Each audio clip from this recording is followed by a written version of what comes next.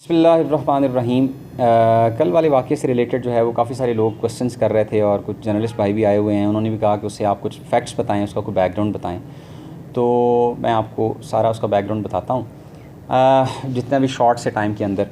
Actually issue ये हुआ था कि ढुडियाल के अंदर कुछ 25 से 28 के करीब एक पार्टी ने कोई दुकानें बलबे सड़क जो है वो कंस्ट्रक्ट की थी, वो बनाई थी। अच्छा, जब भी कोई दुकानें या कोई बिल्डिंग इस तरह से बनती है तो उसकी एक नक्शे की फ़ीस होती है, वो आपने जमा करवानी होती है। म्यूनसिपल कमेटी, डिस्ट्रिक्ट काउंसिल या टाउन कमेटी में जिसकी जुरिस्डिक्शन बनती है वो लाजमी करवानी होती है। और फिर अगर आप उसको बलबे सड़क अगर कमर्शियल पर्पसेस के लिए दुकानें यूज़ करते हैं तो उसकी और ज़्यादा फ़ीस होती है, वो आपने जमा करवानी होती है। यही हमारा एक सोर्स ऑफ रेवेन्यू होता है गवर्नमेंट का। और इसको जो है हमने ये प्लान किया कि हम जो है ना, हमारे एक चल रहा था प्लान कि हम फ़ीसेस वगैरह वो जो है ना वो कलेक्ट करें, वो इकट्ठी करें जिन लोगों की, जिन दुकानों की वो रहती हैं। तो इसी में हमें हमारे ये नोटिस में आया कि यहाँ पे इन दुकानों की ये नई बनी और बलबे सड़क है और कमर्शियल पर्पज़ के लिए यूज़ कर रहे हैं, तो इसकी मैप फ़ीस जो है इन्होंने जमा नहीं करवाई। तो अकॉर्डिंगली एज़ पर लॉ हमने आज से कोई 1.5-2 महीने पहले, मुझे एग्जैक्ट डेट याद नहीं है, उसको सील कर दिया। और उस सील करना इसलिए ज़रूरी होता है क्योंकि ये लोग जो है वो कोर्ट्स में चले जाते हैं और साल हर साल ये मुकदमे चलते रहते हैं, चूँकि वो एडमिनिस्ट्रेशंस बदलती रहती हैं तो उसका वो फ़ायदा उठाते हुए उसको वो चलाते हैं। हमने सील कर दिया। तो फिर ये जो पार्टी थी ये शेख वक़ार की जो है कोई रिलेटिव्स थे, कोई रिश्तेदार थे।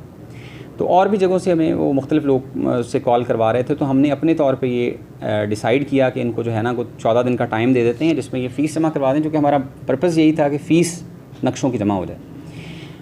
उसी दिन जिस दिन ये सारा चल रहा था तो ये शेख वक़ार को लेके मेरे ऑफ़िस में आए। मेरे स्टाफ ने मुझे ये इन्फॉर्म किया कि शेख वक़ार जो था वो ड्रंक था और ठुड्डा मार के दरवाज़ा खोला और आगे कहा किधर है एसी। और उसके बाद फिर मैं ऑफ़िस में मौजूद नहीं था, मैं फ़ील्ड में था। मुझे जब पता चला तो बहरहाल मैंने इस चीज़ को भी जो है ना वो इग्नोर कर दिया, हमने बिल्कुल इग्नोर कर दिया। और ये जो उन लोगों को फिर भी हमने 14 दिन का टाइम दिया, उनसे एफ़िडेविट लिखवा लिया और उनको कहा कि आप अपनी 14 दिन के अंदर आप अपनी फ़ीस जो बनती है एज़ पर लॉ वो जमा करवा दें। उसके बाद 14 दिन के बाद जो है हमने उनको थोड़ा सा डेलिब्रेटली, बीच में कोई कोरोना का इशू भी चल पड़ा तो हमने डेलिब्रेटली उन्हें टाइम दिया कि मज़ीद टाइम ले लें, 15 दिन 14-15 दिन का मज़ीद टाइम भी दे दिया। हमने नहीं पूछा, हम खुद भी बिज़ी हो गए, काफ़ी मसरूफ़ियत थी तो नहीं पूछ सके। तो वो तकरीबन महीना 1.5 महीना गुजरने के बाद जब दोबारा हमने जो है वो थोड़ा सा चीज़ें देखी, एक्टिव हुए, कुछ चीज़ें हम देख रहे थे, एक और केस हमारे पास आया तो ये भी केस साथ निकला कि स्टिल मैंने फिर जब प्रोग्रेस ली, डीसी साहब से भी डिस्कस हुआ, डीसी साहब ने प्रोग्रेस ली तो उसमें उन्होंने कुछ भी नहीं, उसका प्रोसेस शुरू भी नहीं करवाया था, इनिशिएट भी नहीं करवाया था। और हमें यह ख़तरा था कि इसी तरह ये चलता रहेगा और ये फ़ीस जमा नहीं होगी, तो वो जो कि जमा करनी बहुत ज़रूरी थी।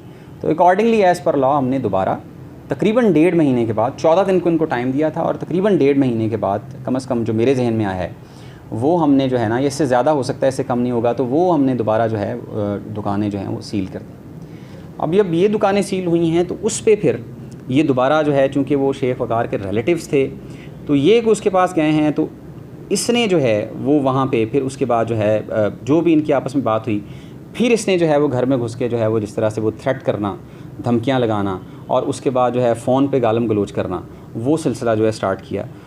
इसमें फ़र्दर मैं आपको बताते चलूँ कि इसमें जो इंस्पेक्टर बिल्डिंग है फ़ारूक, उसको भी कल इसने जो है वो गालम गलोच किया, बहुत ज़्यादा गालियाँ दी हैं और वो मेरे पास बाद में आके रोया।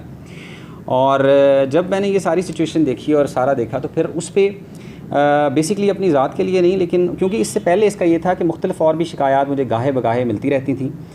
सरकारी अफसरान और भी जो है वो मेरे नायब तहसीलदार 1-2 दफ़ा उनका भी हुआ है, तो ये ड्रंक हो के अक्सर जो है वो लोगों को गालियाँ दे देता है। ये इसकी आदत बनती जा रही थी।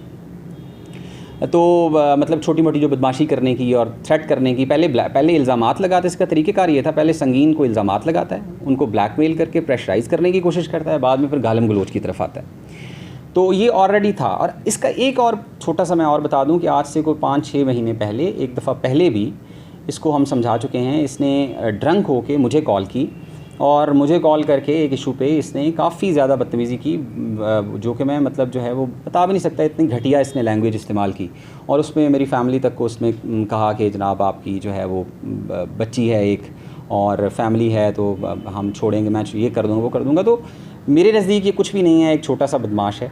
तो इसलिए मैंने उस चीज़ को ज़्यादा वो संजीदा लेने की ज़रूरत नहीं, मुझे पता था कि मैं इसको टैकल कर सकता हूँ, कोई ज़रूरत नहीं थी कहीं और करने की ना। एडमिनिस्ट्रेशन में रहते हुए आपको बहुत सारी चीज़ें मैनेज करनी पड़ती हैं, आपको डेली बहुत सारे इश्यूज़ फेस करने पड़ते हैं, लेकिन आपने बड़े तरीके से वो करना होता है। पर्सनल हम हो नहीं सकते किसी के साथ। ये हमारा जो प्रोफेशन है, जो हमारी सीट है या जो हमारा जॉब नेचर है, जो मेरा काम है, वो मुझको इजाज़त नहीं देता। तो उस पे मैंने इग्नोर कर दिया, इसको मैंने बता दिया। मैंने एक आध बंदे को बता दिया जो इनके रेलेवेंट थे। मैंने कहा इसको बता दें कि मेरे साथ दोबारा इस तरह की बात ना करें। तो वो बात जो है वो भी ख़त्म हो गई। वो बात भी उस बात पे भी हमने इसको कुछ नहीं कहा। अब जब यहाँ तक आ गया और ये सारी शिकायतें इकट्ठी हो गई, तो ये बहुत ज़रूरी था कि अपने एम्प्लॉइज़ के लिए, अपने और आने वाले किसी ऑफिसर के लिए और आने वाले लोगों के लिए कि इतना इसका मतलब वो एक बढ़ गई है इसकी हिम्मत कि जिसको दिल करता है ये फ़ोन करके गाली निकाल देता है, जब दिल करता है शराब के नशे में जो है वो फ़ोन करके गालियाँ देता है।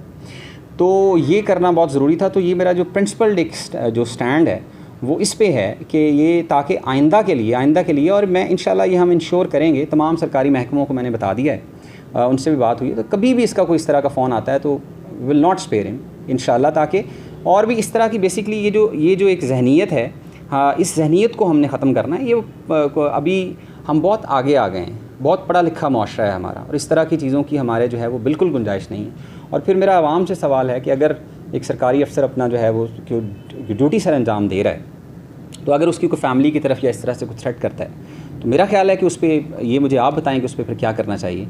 और दूसरा जो इसने कुछ इल्ज़ामात वगैरह जो लगाए हैं, तो मेरा उसमें इनसे सवाल ये है कि अगर कोई भी इल्ज़ाम आप लगा सकते हैं, सरकारी अफसर है उस पर इल्ज़ामात लगते हैं, कोई ऐसा इशू नहीं, आप उसको किसी प्रॉपर प्लेटफॉर्म पे लेके आएँ। उसका कोई तरीक़ेकार होता है, उसका ये कतन मकसद नहीं है कि जिसका दिल करे उठ के जो है आप पे कोई जो है वो असला निकाल ले या आप पे जो है वो गालम गलोच करे। This is not tolerable. और ये जो है इंशाल्लाह जहाँ तक हो सका I will take him to the cleaner, और ताकि आइंदा आने वालों के लिए भी जो है वो इसमें जो है कोई मुश्किल ना आए।